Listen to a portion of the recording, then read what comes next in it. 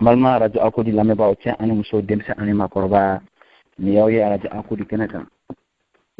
ni yawi radio akodi kenaka no kene mu nama sigi kan da mali kumala no kene mu amambolo sama mali belebelo no fe mali kuloma no fe mali ne baw no fe ana kuloba no fe buru ko kana ko no dama mali kumana on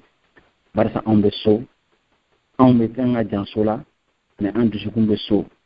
barsa on ka jansola on du ngami ndo on ga jansola on nye timando o de tabolo kono sa ambe bewule be kana kuma on fait pour que on aclipse ka sigi o de tabolo kono ayam blo sama bibele blo ka bele no fane en fa dikoye pour que akana se ka kuma on fait barsa ulude mali autorité morale yebi barsa ulude mali tigu yebi pour que ka se kana kuma on fait ante se ka foike na nyama mpandine nyama ko kuna awa na fa diko ko wana na se ki kuma kana bo ka foli la se radio akodi auditeur de ma abijani allo ni baradi an dika na wila ma kana ngan suina aba alhamdulillah an be tumala an ga jansola an nya ka jansola ya rabbi alaka au sabate ka udma se giso amina ya rabbi wa o de tabulu ko na sa fadigo an yambulo sama ima suina kikana kana kuma an fe farsa au ye mali autorité morale ye farsa a tiena anyana an be si au de ma pour que kana se ka baroka an fe an mara kan fe farsa an nyeji do an di ngami do an di su kashi do malikola ma fosa atebigi mariona mais munum be ko fe ata dimiga bo an kan kosobe parce que on sera nendo kosobe o de tablo ko nona sa on yon sigi ka radio sigi no ya radio akodi abe école de kanga dorme na nga kana nga ngon ko nyoma pour que ka se ka radio sigi ka an badon kuna foni amunu mutunga fe ka fen fu yo se ka fen mu famia malikola o radio akodi kene mu te politique kene on te parti politique la on te RPM na on te CND la te parenala an nganga parti malidi o de konna na sa an bolo sama be no fe majorité opposition sordasi civili hali bien nyamo no li barake nyon do ye no kera chamu an chamu sura e baroka an fe no ya fa aidara fa sera madonna an baroka na a jaranye abunyarama o de konna na sa an ko comme e ya bela bele ngama tege fana samema e kana fara on kan sumina kana baroka on fe awa ini cheyni baraji ina baro damne ni sungolo kalo ni se ka ngakene jansa folo ni do doyi ni sungolo la horoma ina folo ina nga question tengwila o so nga janye en fadigo bismillah ar-rahman ar-rahim ya rabbi laka ma sawa أمده من كيوده كاين على في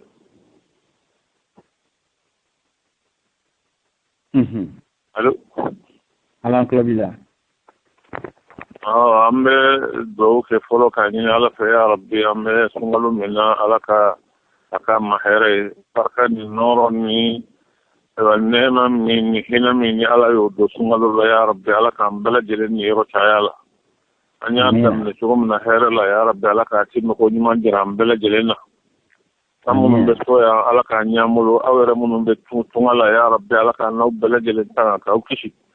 atara tam ni no e hazege ya rabbi alaka sanima no nyuma di awma amina aw nyuma boraka ta chugum na ya rabbi alaka o nyuma segiso ka ni here chama segiso ka ni kuna wolo ni ngorota segiso ya rabbi sebe ala yakake ala ko kenni aw balajeli amina ya rabbi wa fadigo ini cheyni baraji wa amba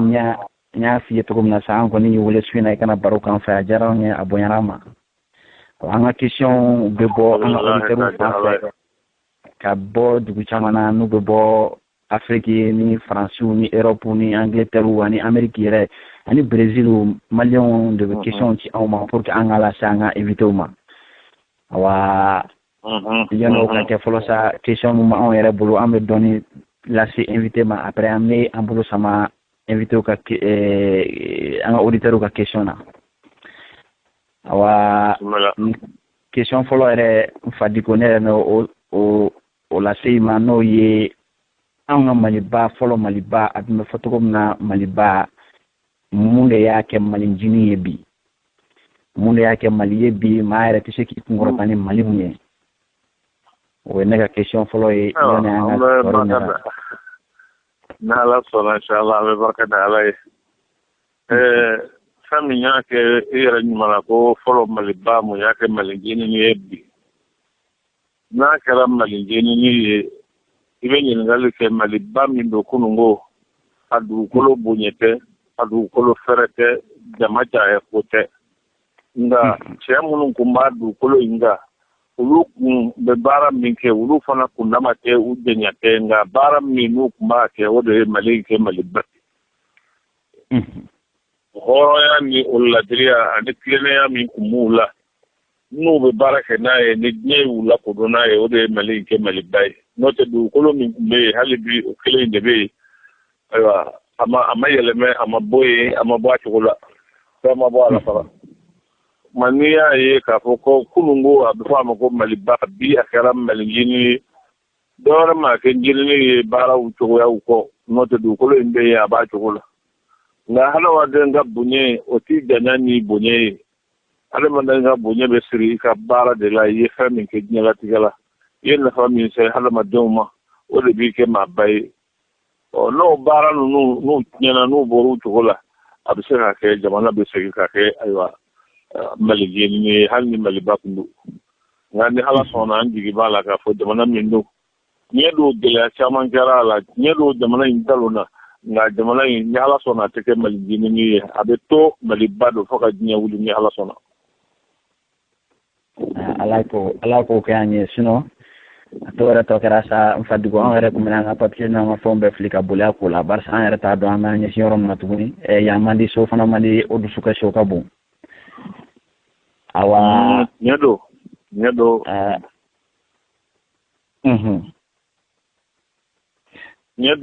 don yan man di so man di nka so ka di min kɛra so o ye diɲɛ taalan de ye diɲɛ yɔrɔ si tɛ yen min bɛ se ka to kodayi ko lajarabi tɛ aw sɔrɔ i ye jamanaba minnu ye diɲɛ bɛ boli ka taa maa minnu sɛgɛrɛ denw kɛra a la olu fana ka minɛnw b'u kun u bɛ yaala ka yɔrɔ taa yɔrɔ ɲini u yɛrɛ la o ye hadamadenya taalanw de ye o ye épreuve de ye minnu bɛ diɲɛ kɔnɔ nka ni Ala sɔnna n'an ma tigɛ an yɛrɛ la danbe min b'an na ni bonya min b'an na n'an y'a dɔn k'a fɔ ko ni Ala sɔnna n'an y'an cɛsiri ko min filɛ nin ye waati de don a bɛ tɛmɛ ni Ala sɔnna a bɛ tɛmɛ o wa an dalen b'a la fana k'a fɔ ni Ala sɔnna nin bɛɛ bɛ tɛmɛ don dɔ la maa wɛrɛw fana b'u ka minɛnw siri ka Mali sɛgɛrɛ bɛɛ bɛ na hɛrɛ ɲini yan parce que anw ka jamana in hɛrɛ caman de b'a la ni Ala sɔnna. Ala k'o kɛ n fadiko awa bi an y'a ye sa bi an ka gouvernement ye tɛgɛ bila gafe laban na n'u ko a ma tɔgɔ caman fɔra la ko accord de paix dɔw ko a ma ko accord de désaccord dɔw ko a ma ko accord de dislocation du Mali tɔgɔ bɛ fɔra ni accord in ma awa bi tɛgɛ bilala la bi ni ma fili i kun bɛ yen nɔ o kɛnɛ kan a ko a kɛra cogo di i hakilinata ye mun de y'a ko la yanni an ka sɔrɔ ka tila ka question yɛrɛ tɛngu accord in yɛrɛ la sa. Parce que accord min bɛɛ lajɛlen b'a qualifié mais ne bɛ min fɔ vraiment ne kɔni ka ye cogo ani ka faamucogo ye min ye. Un accord n'est jamais mauvais. Ce qui est mauvais c'est le désaccord. Ni adamadenw kɔni bɛnna ko an ka dilanli kɛ o tɛ kojugu ye o bɛ wolo fɛn min na o ye hɛrɛ ye min ka jugu an kana bɛn n'i ye ko o ko tiɲɛni ye diɲɛ kɔnɔ o de b'a tiɲɛ nin ye wajibi de ye jamanaw ka bon ni an ka jamana nin ye minnu sɔnna accords ma u sɔnna fɛn wɛrɛw ma accord de yalta usigira faransu famunun kerala deuxième guerre mondiale la bele de yardo na halama de ni wati ka gelima wajibi do ibe son ko do masani wati do ke na kiya waye ma hakilima ka barade o ko do no ka barade nan tara orgueil fe ka fo ko ante so ni itara kelela ni kele nyeni bulu iti se ki to kelela ka kelera dlaw ibe kele jode ka la fiya ni ka so ka do re labe mani ma ko ante so ni kele nyana ka ba o e kangele hakila jamana ina bi ala barakala akwar mi sunyana o e kuna jabade ni bele gele na fara nyonga kana maliyan an bele gele mun ku yen marfata kunungo wulu na ka nu sigi bi ka ko ba nya marfata ku mun ngama no e jamana tilali uni fawara wi do ma ambla la do kashiko anyo kuma udabla o e kuna wulu kuma de ala ande be wala no te jamana yi ko mun kera la mo be gura su min kera nga jamana ko parce que a fora de ko démocratie jamana yi yere di mawsala pour que démocratie ka ke o dinana yelema ka ke aywa mauvaise gouvernance yi anana ke corruption yi anana ke armée chili yi anana ke jamana aywa ka abla de confiture la o faut ka jamana yere lafu mo ma wulila kama bele jele miseka no bala o dinana ni mbeyu ma o se ka to o lafu ngono ka foko au te son fo ma o se ka nyeu akilima ya de bianganjo vraiment ka reculer pour mieux sauter ya kala ngone hakila accord ni mo se ka wele to min gadu nga accord ka ke o de kafsa des accords ka to sena jamana economy kusu social fo frambala abe kum fora nyon ko wati dola armet kila ka ke aywa klan wi société civile kila politique mo benente ko la ben malia sera Europe bela même les religieux aywa wati do kera u te kangelin fo ni ma be o la hala ko no wati ni kite son accord ma ibina son même on fa digo ni religieux re bana kuma kelema anta dande kashika nyashi mamu matinya kola wala bon wati do kera jamana ko no be kera ngabi ala barkala o bela jelembe kan noya ala ko kenyata awa on fa digo Allah ya rabbi e akori siera bisa perika dambe ye barsa ambe fa koroni na amba koroni na ndogonu na am benge ona fanchinu be jamana ngono akor kadi beye awa me akor fana singlen karle a ne bulu fana ka fana man barsa nunu bambaganci nunu ga kuma ne ba nyana ngomali on kanka atani pensini gande ka du tegela ka kila ka kuma inta barsa ni nyona chama kera drapu kala kata ka kwa kula tuguni me jamana kala ka munga jamana nya anda yayi awa ne bulu an kan nga ereru me rebe ka kuma min fo o le ba diri la ka fo ko anga ganga son parce que ni nyona chama kera akor chama kera nga o bela sombe wuli tuguni mu yo ke parce que era mu kera ama delika ke o ma delika on kala anga siga ko famunu nyan soro kana an soro anga mo be fende ke alors on be ke comme pompier kasma wula ife ambe fere ni ambo fadron ambe teme na wula yoro wala fana amba fa mais min ba to tasna re kana wuli tugune o bara inteke famunu fana be accord signé no anga gouvernement il faut dire la vérité o be engagement son fenta o fana ta bato o mo gutala ni akuda la dron o ya temene o mo te foi la tu jamana inko pele de yodi o la ya kum nunu o de nunu ko nunu be wuyu na soro les gens étaient responsables ou do lendu ko mi yan soro wire ya donga foko mi yan soro amma ganga sigi tuguna anyo na were kan soro ma wuli an kama mo dama dungu do c'est une minorité ulu ka wuli nu kam marfa nu ka fayo ma do be dangari ke jamana kono hal na soro jamana ka soro bela jelen ka kanga be la veride de ka armenia man damma min ba to tsaka dangarana anyo kewa waya ngarma burja de ka betnya ka besga discipline ta la recrutement mani afo mani bon amma shini renya sigi arme kula ka foko la aywa kelebe bi anga shini ay an ngone ni akon sigena do bana an hakla ko do rete ke tuguni est-ce que vous avez mon gabarit? Donc ce n'est pas les accords, c'est les hommes politiques qui sont là pour la mise en œuvre des accords. Nous accords nous appliquer, nous ni jamana bubulu, nous ka naïvité nous ka aywa kilimbalia nous ka chasri balia odena jamana bi ko ngono. Parce que ni ay magaro u benyebo jamana avo ka nyedona ke jamana na tumo be wuli kana bi jamana ka ajarula de. Qu'est-ce que fait? Ajarula parce que mon chargé no ka jamana protéger ka jamana aywa bien kolosi ka jamana bien kolosi ulu mo ko tekola ulu ko ne ko dara don abana parce que la mo tessor yendo sanu ka eli wal manu elila sanu ka reli wal manu afala no be sanu wati me no be fanga kono udabe absena datu sanu ku yera soro abana jamana c'est pas des gens qui prévoient parce que même il faut jamana mamulo en politique de homme de tate en politique mami mami hami mbala mbela eli tugudi nebsaka doro soro tugudi o demande ya hami okuma abisaka kuma duma ni bara minke pour que aka eli abo bara oke ani mami mbe hamini jamana génération munum bina ko fe ulu bina ki tugudi o de homme de tawi o de te soro anga jamana nunu na bilewu jamana on bela jele en politique de be comment je vais être élu comment je vais être élu o demande de mina eli tugudi mina sa nuru soro tugudi mina sa soro tugudi no soro la ka bana o de ka la nyini bon on nga fara jamana on bela jele mbo tugula mali refana mbo tugudi la o de nana ni koyne c'est pas l'accord accord ye watini ko de mais ni accord mo me signé jalon min ka kanga poser no pour que comme min kera nyona kana ke o bara o de kanake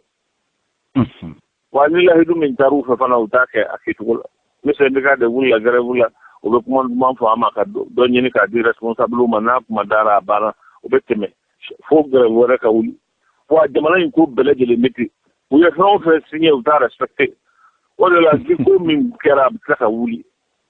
ouais c'est pas sérieux ko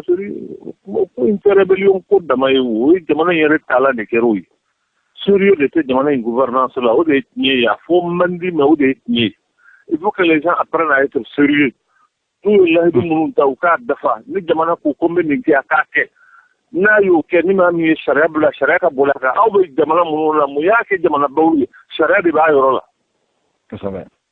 na gouvernement yi sam la de mun tawba kime nous yi sam faut dala wake c'est ça un peu c'est ça au jamana c'est ça l'état mais ka fait on faut ka fait get longela donc on va jamana problème belle délai ate accord ko la te fera ko la be mauvaise gouvernance ko de la on va gouvernance de man jamana be kalfa mamu na korole a belle délai aywa uye jamana vilipande ka jamana lafu ka jamana ke jamana fagole au d'autres ça c'est mon point de vue on fa diko tete moka awa ni auditeur question chama kabo Angleterre akoko ira fosa kika nali anga keneka tumara keneka ka jarale kosobe ko barsania san chama ale be feka question na sima me atado abala sima tukumna ko niye islamia ere histoire ere la je kalete islamia donc kosobe me abe mundo ni wala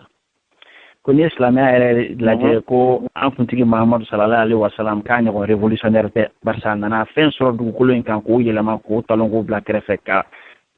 on ga dine bayna si awa ko no fana borala ko Amadou Kufa no ye marfata ka injustice genga bwaka jamana kono ko bi beba don injustice me malila beba don fantan de lakashi beba don yatino be lakashi ko nale dine mo ye u nyebo la u ti se ka imposition ke to di pour que ka se ka justice la na jamana ngono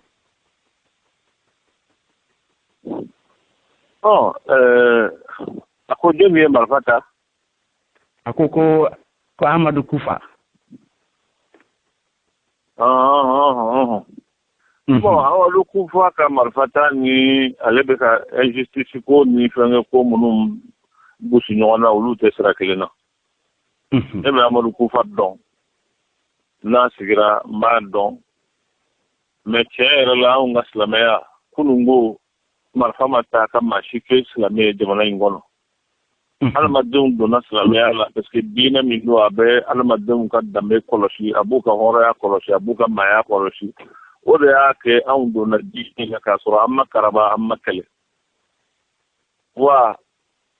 an b'an sen kan an yɛrɛ minnu bɛ jamana kɔnɔ an b'an sen kan su ani tile ka jɔ ko o ko n'an nana ko a bɛna wajibi anw kan an ka jamana kɔnɔ min n'an yɛrɛ b'a dɔn an n'an danbe n'an diinɛ tɛ kelen ye an bɛ wuli ka jɔ k'o kunbɛn nka ale ka marifata in k'a fɔ k'o ye injustice kɛlɛli de ye walima a taala fara maa minnu kan k'u bɛna maaw wajibiya k'u karaba u yɛrɛ bɛ jamana min kɔnɔ a yɛrɛ tun bɛ wajuli kɛ a yɛrɛ tun bɛ taa yɔrɔ caman adamadenya caman bɛ ne n'a yɛrɛ cɛ n b'o fɔ n tɛ maloya k'o fɔ parce que o kɛra n dɔnbaga don adamadenya tun bɛ ne n'a cɛ kosɛbɛ nka marifa taali k'i bɛ maaw karaba bi c'est une vraiment o ye aventure ye sans issue o ye hadamaden min n'i tɛ diɲɛ rapport de force jateminɛ i ka kan ka fɛn min kɛ waati min i t'o jateminɛ n'i wulila ten i yɛrɛ b'a dɔn ko min n'i donn'a kɔnɔ i bɛ taa bɔ yɔrɔ min na o tɛna kɛ ayiwa ɲuman ye n'i fili a kɔnɔ ka jamana fili a kɔnɔ o tɛ hakilimaya ka baara ye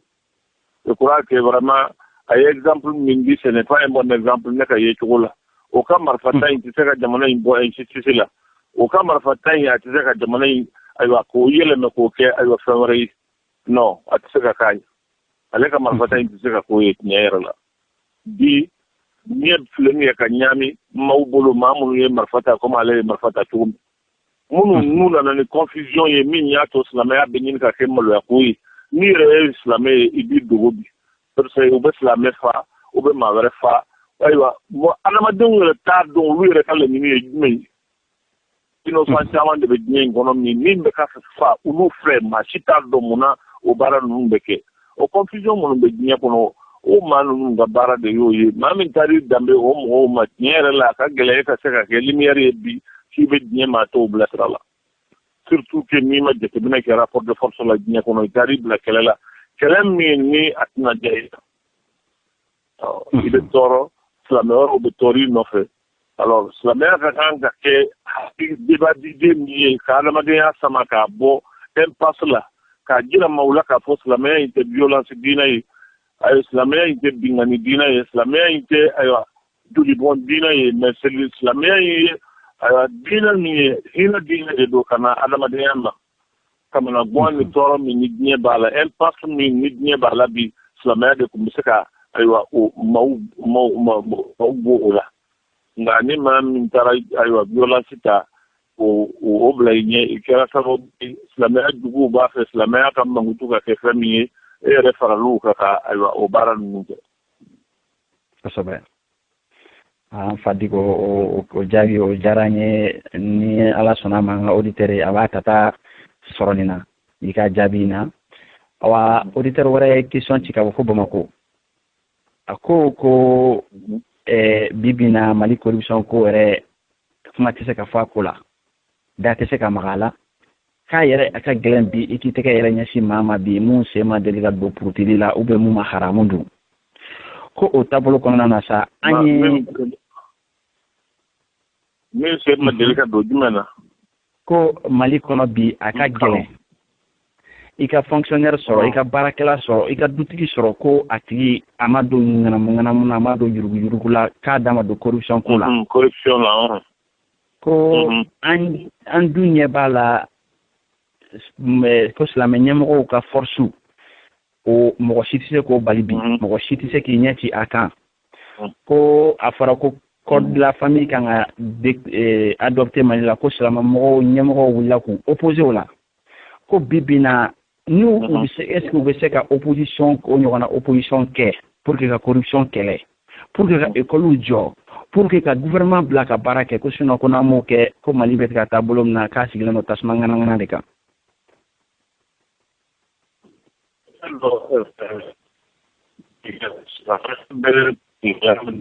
ya bombiri ni mamunu ni ala e fanga duma nulu dabe nyek bareula u tanade u kame ka fokos la me dabe fando la kuye ditala yoro nye ngoro islamo dadu na ukaje manakula mundu na election kula mundu na ko warawula abella jele yele manaka kella jabani nyanga kade ka nyeshi islamo ma ka fere ni dabali bella jele nkeka aywa boneji o de mana mo ka pour que uka nyugu islamiyala uka ban islamiyala donc ni islamiyala ba dadu ko munu na jamana kono fo aka ke ni hakili ya ka ke ni présidentiel note il veut prétexte di mo wara mo bina ka jamana ci parce que kele men be nyi ngono do la te ko islamiyala kele de c'est très clair bagele mo ka fo mais il faut le dire parce que de nyi on va donc corruption ni aka kanga kele an se ko bele gele amba kele mais on ben min kele no na hala onye kele min ke no e code de la famille ka kele min na ya fo ni do an wala ka do nga ko taman kala da hali bi o ko la be mali no fe hali bi occidentaux masaka dala o masaka genai ayo min fo o ka ke awere bo donga fo mawdo lu yere fe nulu ye jabla min kono aka kanga blo de kono ma nite uluka valeur nuka civilisation nuka yetugo no te mami mbulu o be tawara dayla dinya kono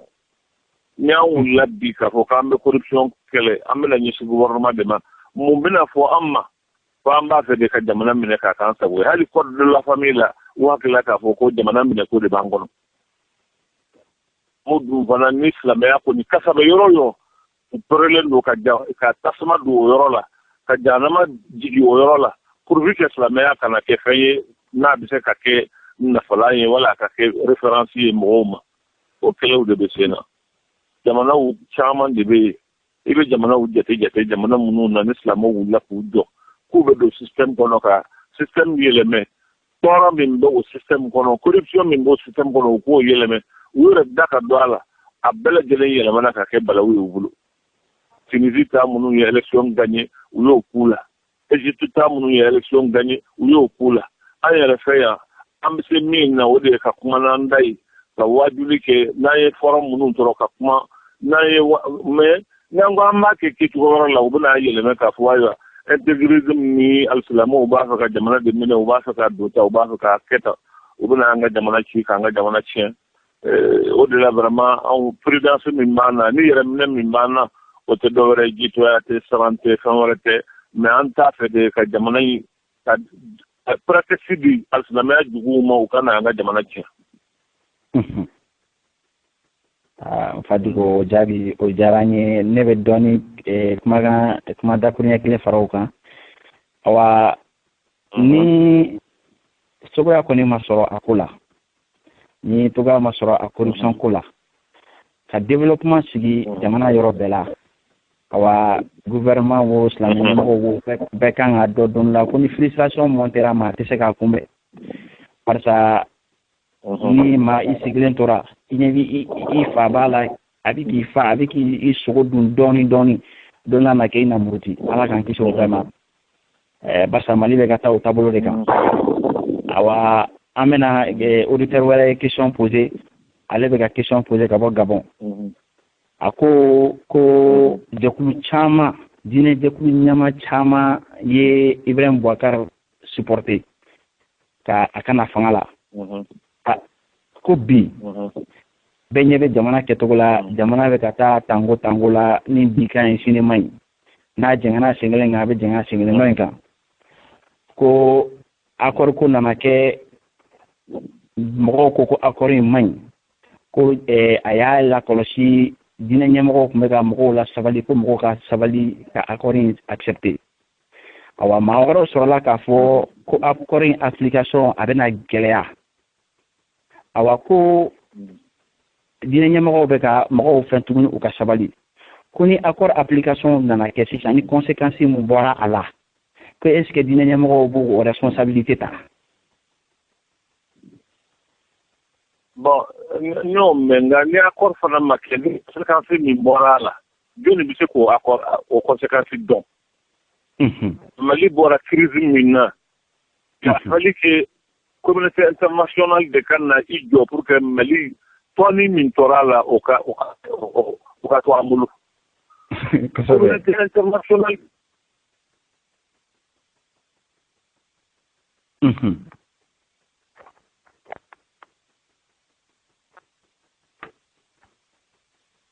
Wa radio akoli lamu ba chani muso bekato sogole alko kanyanga invité perdu awa bekato sogole amani mutukun kala na keneka wanya be betagala boko krotali no bekato sogole wa me ambulo sama fadigo no fatukuni pour ga se kana baroka ko to continue.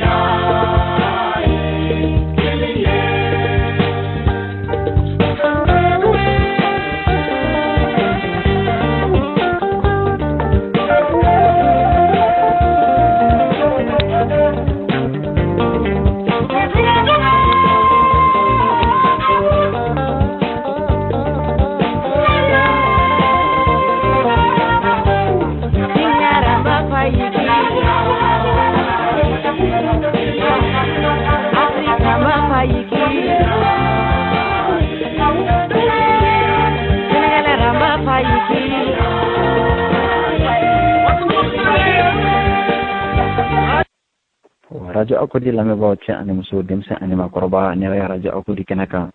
no tungarango ko kene mo on mansigi ta paro ke kanda ma malikola akunguna nyine ka kuma fo ante no ko twala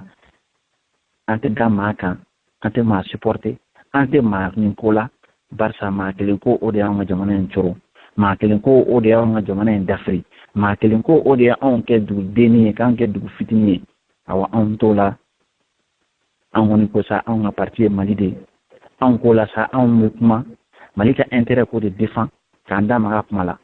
o ko nana sa an be wuli an be sorasu wuli an be dinanya mo wuli an be civil wuli an be politicien wuli pour que ka se kana o kana se ka kuma an fait awa suina an invité flana no ni no ya fa diko no ye ho conseil islamique nyama bay anyambo Somalie de no fait akana baro kan fait awa fa diko an yi perdi anyambo sama no fait tukan gisoro awa ama abunya dai korosa ama bi radio ina anyebe mo mun tele korata ina mo keme saba amanye mo binani ani saba de ga émission ina mebi parce anya fo benyana ko e ko ni kana baroti fe suina awa kuma bi bolo kuma kun tigara ya bla rom na bi se ka tai ne ko ne ko ngo accord mi premier yedo an go mo ka sabali pour que accord ka ke jamana ka se ka ta ani ya yi bela dilen na ko an ga so accord ni ke feri ya so kala ni bolo puis i kambo ma waro ma ulu ka ni dem et na se ki di sigo situ ni ka foko ne de son ni ma te son ni ma et puis min te se ka famu hakili te son ni ma mamun wala ka marfata ku be timana in kula akor karawati ni wiyayi ya no we ulu funulana e amun fana de an fana ka funu akor ni na to no karawa kuma be ke to o be famu to ni ay ulu fununa akor ni na u fa we ni o de masoro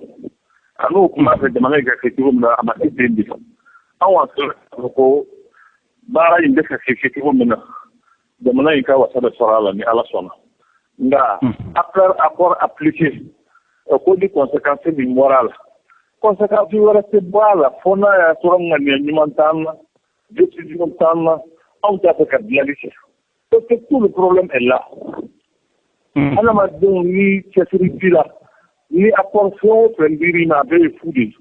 accord yi papier bi ya taille que foudi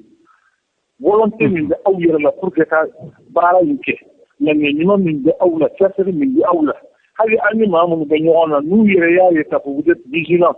أو دولين ده وسنجا كودو وسنجا كاولا يعني جمانا من قلنا موسم ما كنت فويلا نو كافيو سيدون كونفلي أو كوني كونسيكانسي نفهم من برا لا هني أكورد لا كافيكم في لو ده هو جمانا نو constitution hake mun mamulu ba politique société mun mamulu ni a fait on fait kala ida ko kan waje mana bina yele meka ke ayo ko wore nga o ya développer wa o jabi o jara awa alaka akori nya ka dama awa fadiko na la sona anga nyani manga kana ni ala sona be blow ala ko ke awa fadiko ni question awa question mo mambolo ni esa ni auditeurs ni question posé ka bo Amerique jamana ka no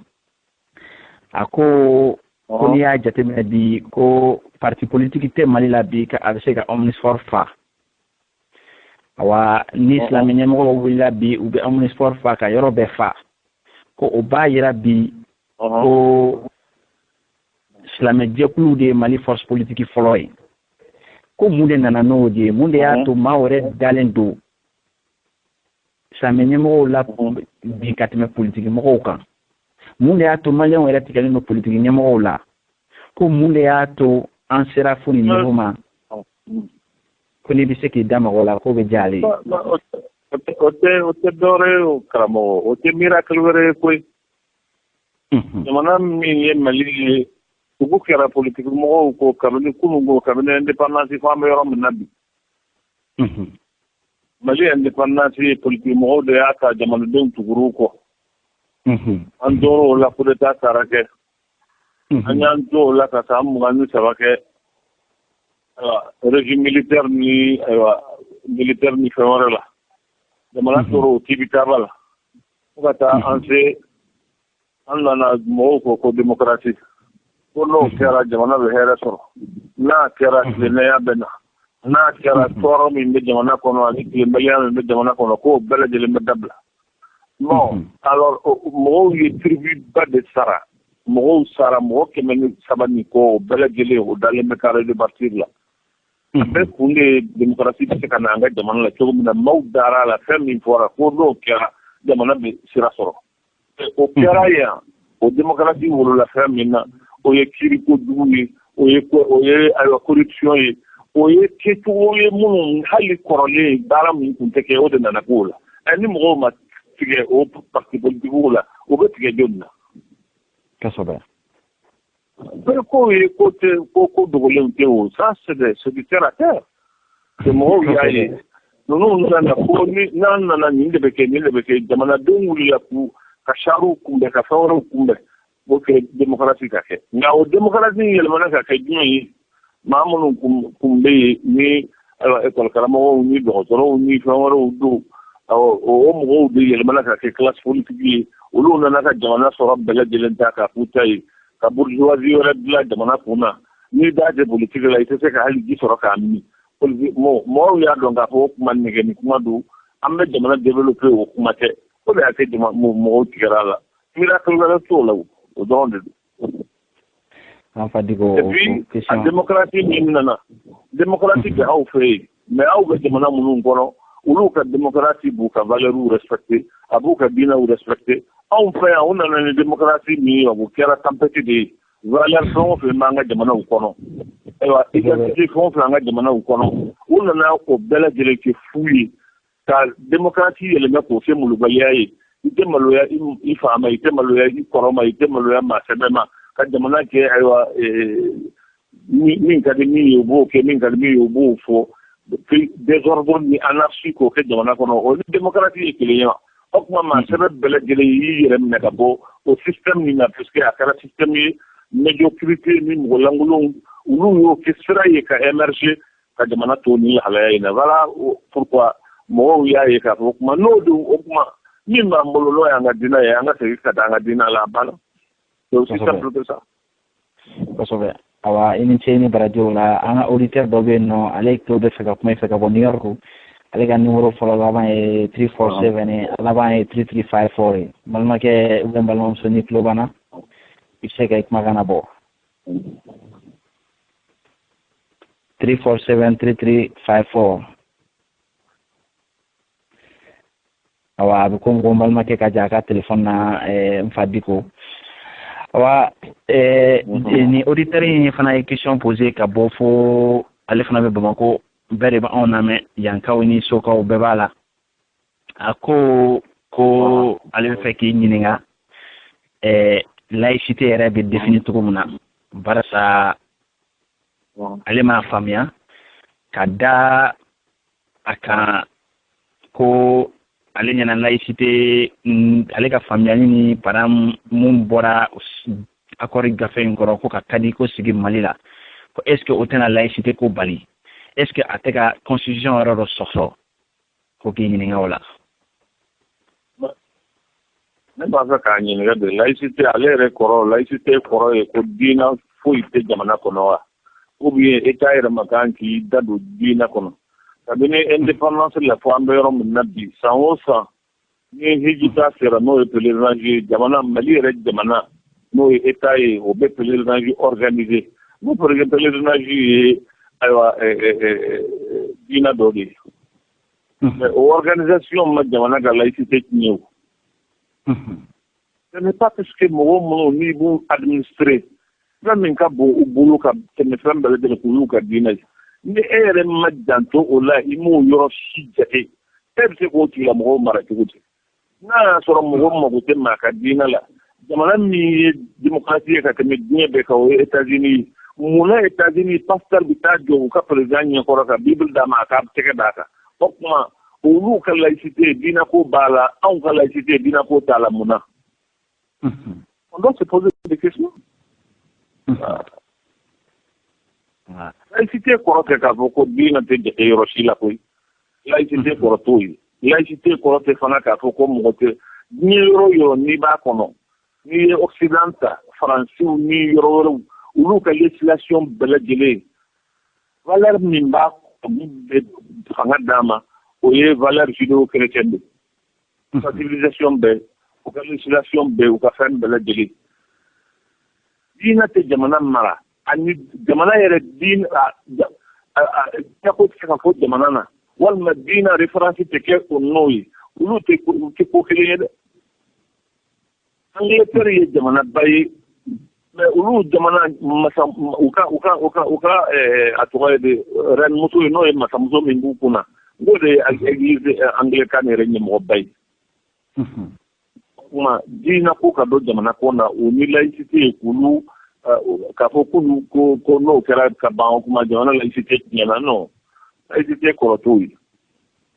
laïcité kɔrɔ t'o ye jamana tɛ jamana théocratie ye min ka référence dɔ ye diinɛ ye mais diinɛ bɛ jamana ninnu kɔnɔ o fana ye jamana patrimoine dɔ ye o ye jamana taabolo dɔ ye o ye jamana moralité dɔ ye jamana tɛ se ka to k'a t'i référé o foyi kan non o tɛ se ka kɛ donc k'a fɔ nin baara ninnu n'u kɛra o kɔrɔ ye k'a fɔ ko ayiwa constitution a sɔsɔra non constitution ma sɔsɔ ka constitution ta a k'a kalan ko kura k'a lajɛ définition min ni ayiwa Larousse b'o fɔ laïcité la a ka t'o ɲɛɲini k'o dɔn laïcité yɛrɛ kɔrɔ ye min ye gɛrɛfuw fɛ ani latinkan na a k'o ɲɛɲini k'o dɔn a bɛna faamu k'a fɔ laïcité kɔrɔ tɛ k'a fɔ ko ayiwa jamana tɛ se k'i da don diinɛ ko si la jamana bɛ maa mun administrer o ye adamaden ye o adamadenw ka diinɛ ko de ka bon u bolo ka tɛmɛ fɛn wɛrɛ kan a bɛ se k'o bila kɔfɛ cogo di n y'a f'i ye cogo min na n ko anw ka jamana kabini indépendance fɔ bi le pèlerinage min ye silamɛw ka 5e pilier ye ayiwa anw ka État de b'a organiser a b'i da don a la pourtant c'est un État laïque donc n'o sera ka kɛ mun na n'a fɔra ko kadi ka kɛ jamana kɔnɔ o bɛ kɛ fɛn wɛrɛ ye non vraiment il faut avoir l'intelligence pour que ça pose dose ni ye Israël ta o ye jamana min ye jamana laïque don pourtant il y a des partis qui sont religieux olu bɛ fɛn in kɔnɔ fɛn caman bɛ k'olu kɔnɔ ye o baara minnu bɛ yen o b'u ka laïcité tiɲɛ laïcité kɔrɔ ye ka hakili sɔrɔ ka intelligence sɔrɔ ka dosage kɛ diinɛ fɛn o fɛn bɛ jamana kɔnɔ o diinɛ ninnu bɛɛ lajɛlen ka se ka kɛ a kɛbagaw ka se k'a kɛ kɛcogo ɲuman na k'a sɔrɔ ayiwa maa si ma maa si tɔɔrɔ voilà la laïcité. Kosɛbɛ awa an fa Diko i ni ce i ni baraji o kuma la awa ni question nin bɔra ka bɔ Faransi ale ko an auditeur ko ale y'a lamɛn ko aw amase ka taa ka je atara je ɲɔgɔn ye mun na Faransi ani mɔgɔw taara ɲɔgɔn ye mun na Faransi ale ma se ka bɛn a ma ko aw taara ka taa kɔfɛ ka taa kuma mɔgɔw fɛ awa ko mɔgɔ minnu ye jamana in teriw ye n'a yɛrɛ b'a fɔ ko nos amis ko u bɛɛ ka ambassade bɛ Mali la u bɛɛ ka chancelier bɛ Mali la ko aw taara ka t'olu baronya u ko k'a fɔ mɔgɔw u ɲɛna ko discrimination ni fɛn tɛ Mali la ko aw bɔr'o la o y'aw kɔ don mais n'i ye nin fɛn jateminɛ toujours ka dɔ de fusa ni dɔ ye ni accord ko la ko est ce que ko ni aw bɛ segin o tourner kan tuguni n'a fɔra k'aw bɛ segin aw kɔ tuguni ka t'o tourner kan ko aw ye erreur dɔw kɛ est ce que aw bɛ segin a ɲɔgɔnna wɛrɛ kan ou bien aw bɛna approcher cogo di?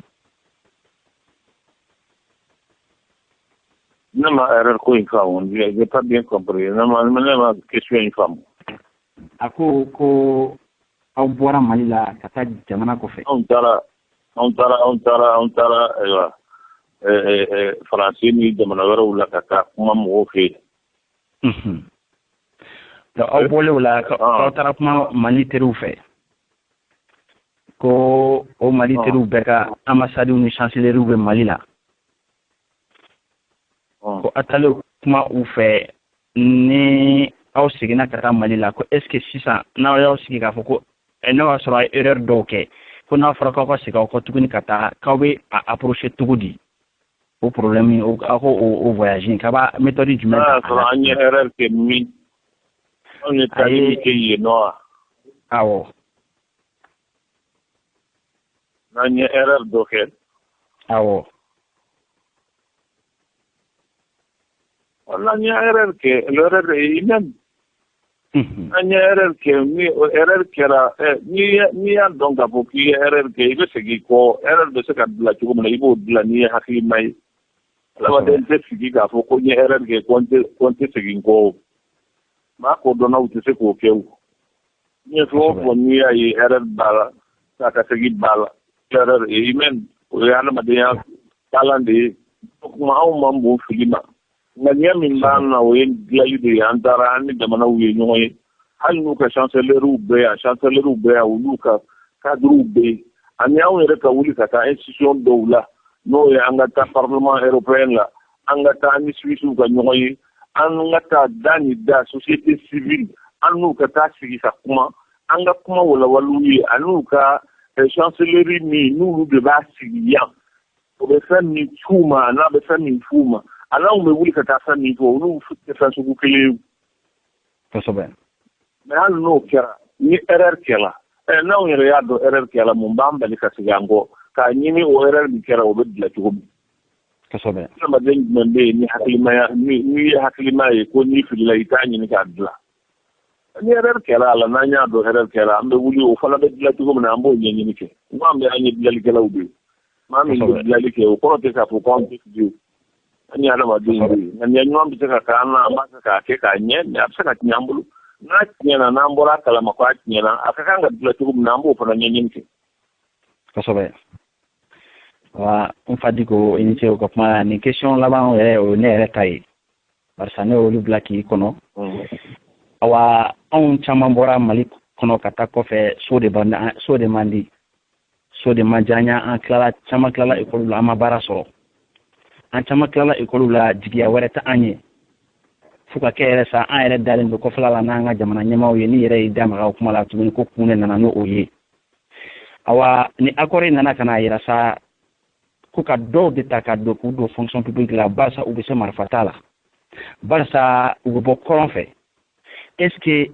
o cadre kɔnɔna na c'est juste an ka taa sigi ka den ka taa fɔ a ye k'ale ka tester ka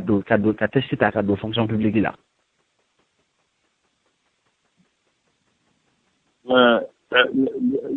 Est-ce qu'il b'a dɔn k'a fɔ nin hakilina ninnu de ye jamana in ɲɛ? Aw taara jamana min na mɔgɔw bɛ yen minnu wolola yen ka mɔ yen hali bi u bɛ chômage la. Aw jamana yɛrɛ wolow don aw bɛ taa ye aw minnu ye dunanw ye aw bɛ baara sɔrɔ ka nafolo sɔrɔ aw taara dɔw sɔrɔ olu ye yenkaw ye u tɛ baara sɔrɔ. Est-ce que o kɔrɔ ye k'a fɔ ko o jamana ɲɛmɔgɔw bɛ aw de fɛ ka tɛmɛ olu kan wa? Circonstance ko de don circonstance nana ni fɛn min ye k'o di a pour que jamana ka basigi ani ka miiri k'a fɔ ko dabɔnkama de don ka maa dɔw privilégié ka maa dɔw to yen non ni maa min ye ko in faamu i tɛ dilanlikɛla ye i tɛ dilanlikɛla ye aw taara jamana min na aw bɛ Amérique min na américains bɛ yen baara tɛ minnu bolo aw minnu ye sidaw ye n'aw taara yen aw bɛ baara sɔrɔ aw bɛ nafa sɔrɔ k'a sɔrɔ olu ye américains yɛrɛ ye baara t'u bolo a dɔw ye delinquants ye a dɔw ye drogue feerelaw ye a dɔw ye fɛn wɛrɛw ye alors le fait que olu ye yenkaw ye u ma baara sɔrɔ aw minnu ye dunanw ye aw ye baara sɔrɔ est ce que o kɔrɔ ye k'a fɔ gouvernement bɛ aw de fɛ ka tɛmɛ olu kan man kan ka faamu ten o vraiment a compréhension minnu bɛ yen a bɛ to oui n fa di ko diɲɛ yɛrɛ ko bɛɛ la dɔw dalen don mun na dɔw dalen don ka ko kɛ n'i taara mɔgɔni ekɔliden mun bɔra ekɔli la a bɛ Bamako yen nɔ a ma baara sɔrɔ ale jigiya t'ale ye maa t'a bolo a bɛ politiki kɛ maa t'a bolo fanga la maa t'a bolo a bɛ ɲɛsin mɔgɔ ma ale dalen don mun na o y'a ka jamana ye k'a fɔ ko bon ne moi je suis compétent test bɛna kɛ mais bɛɛ b'a dɔn corruption bɛ cogo min na bi ne tɛna passer ale ta ka sira tɛ a la tuguni k'a fɔ ko ale ka sira tɛ a la tuguni k'a fɔ ko ko an ka a jɔ ne kan sigi n ka chômage la ka baara ta k'a di ninnu ma pour que jamana kana ci parce que ale fana b'a dahirimɛ de ɲini na parce que ale fana bɛ jigila misɛnya de kɔnɔ parce que ale fana ɲɛji de don ale fana dɔ den de mun jigi dalen don ale kan est ce que gouvernement bɛ se ka o tigi ka dimi k'o bɔ a la est ce que n'an continue ten tɔ an t'o fana bila o fana ka marifa ta don dɔ la. mais marifa tɛ taa o la mais nin problème fɛn o fɛn filɛ nin ye i ye fɛn minnu fɔ dɔwɛrɛ tɛ o baara kɛ kojugu de b'a kɛ mauvaise gouvernance de don o tɛ yɛlɛma a yɛrɛ ye o gouvernement ye mɔgɔ damadɔw bɛ yen minnu bɛ yan bi sini u tɛ kɛ yan mais jamana bɛ yan jamanadenw bɛ yan jamanadenw ka volonté o de bɛ se ka jamana in yɛlɛmɛ il faut qu'on soit conscient aujourd'hui k'a fɔ ko jamana ka kan ka yɛlɛmɛ ko in ma kan ka siri dɔrɔn a ye kalan kɛ a ma baara sɔrɔ mais non aw bɛ jamana min kɔnɔ est ce que gouvernement de bɛ baara di bɛɛ ma ye gouvernement tɛ baara di bɛɛ ma ye o baara ça c'est créé mɔgɔw ka génie n'u ka cɛsiri n'u ka jija o de bɛ baara di mɔgɔw ma adamadenw bɛ effort caman kɛ ka bɔ yan ka ayiwa sahara tigɛ ka babaw tigɛ ka u ni fili ka taa fɛn minnu na n'o o effort ɲɔgɔnna kɛra anw ka jamanaw yɛrɛ la a bɛ développer o c'est une question de mentalité il faut que fɛn dɔw bɛ yen mɔgɔw ka sɔn a ma mentalité ko fana bɛ ko ninnu na parce que anw b'a faamu dɔrɔn gouvernement ma kɛ tan gouvernement ma dɔ ta e bɛ jamana min kɔnɔ maa minnu bɛ u yɛrɛ ye baara la ni maa minnu bɛ kɛ yɛrɛ baara la o de ka ca ni gouvernement ta ye e b'o dɔn e bɛ yen baara la i tɛ gouvernement ta la i ɲɔgɔnna caman bɛ yen u tɛ gouvernement ta la baara k'a yɛrɛ créer maaw de b'a créer il faut qu'on ait la volonté ka baara de kɛ min b'a to jamana anw ka jamana ninnu bɛ bɔ ni lahalaya ninnu na mais tant que mɔgɔw b'a miiri k'a fɔ ko ayiwa gouvernement de ka kan ka nin di anw kalanna an m'a sɔrɔ bon n'o t'a la o tuma anw bɛ taa ni ninnu nana n'u ka fɛɛrɛ kɛra nin ye o tuma marifa n'u ye marifa ta u bɛ baara sɔrɔ moi je crois que c'est trop simpliste jamana problème min n'o a ka problème ka bon ni bɛɛ ye jamana hakilimaw ani maa minnu kalanna ani maa minnu bɛ k'u kalama ani maa minnu bɛ diɲɛ yɔrɔw la ni hakilimaw don ni maa faamuyalenw don minnu taara ayiwa PhD ni doctoraw kɛ o jamana ninnu na u ka segin ka na jamana kɔnɔ ka réfléchir k'u hakili kɛ ka jamana bɔ nɔgɔ la maa minnu bɛ yen fɛ olu bɛ développement min na a ma bɔ sanfɛ ka cun non hakiliw ni génies ni cɛsiriw de y'a kɛ a kɛra ten aw fana taara kalan kɛ a ka kan ka na jamana kɔnɔ de ko ma kan k'i to jamana kɔ ka dɔrɔn ka to ka revendication kɛ ka jamana lagosi nin de bɛ yen nin de tɛ yen moi je crois que anw ka jamana de don an bɛ na de n'a kalayara an yɛrɛ bɛɛ lajɛlen de bɛ jɔ a bɛ sumaya cogo min na an b'o fɛɛrɛ ɲini moi je crois que je suis optimiste ne hakili la k'a fɔ n'an y'an cɛsiri ni ala sɔnna jamana in bɛ dilan mais a tɛ dilan ni critique ni hakili sugu dɔw ye ani pessimisme dama ye non je crois que a bɛ dilan de ni élite min ye kalankɛlaw ye maa minnu kalan na n'olu ka kan ka kɛ yeelenw ye k'a di maaw ma olu ka kan ka sɔn tɔɔrɔ ma u ka kan ka sɔn dugu ma n'i ye jamana o jamana n'a développera don dɔ la a tɔɔrɔ la de a si tɛ yen min ma tɔɔrɔ i bɛ jamana min na u ye tɔɔrɔ min kɛ kɛlɛw kɛra yan mankanw kɛra yen binganiw kɛra yen Amérique ye fɛn caman de kɛra olu ye san'u bɛna développer ka kɛ ten n'i taara yɔrɔ ko a bɛ ten n'i taara yɔrɔ wɛrɛ la a bɛ ten mais anw fɛ yan ka an cɛsiri ka yɛlɛmani kɛ o de ka gɛlɛ an ma o dun fana ni cɛsiri ma kɛ pour que o ka kɛ fɛnw t'u yɛrɛ dilan fɛnw t'u yɛrɛ dilan hadamadenw de bɛ c'est les hommes qui font l'histoire il faut que anw ka sɔn ka histoire kɛ anw wɛrɛ anw t'a sɔrɔ maa wɛrɛw bɛ ka minnu taw dilan la ka taa bari olu la ka miiri kan non anw yɛrɛ de bɛna sigi an yɛrɛ dama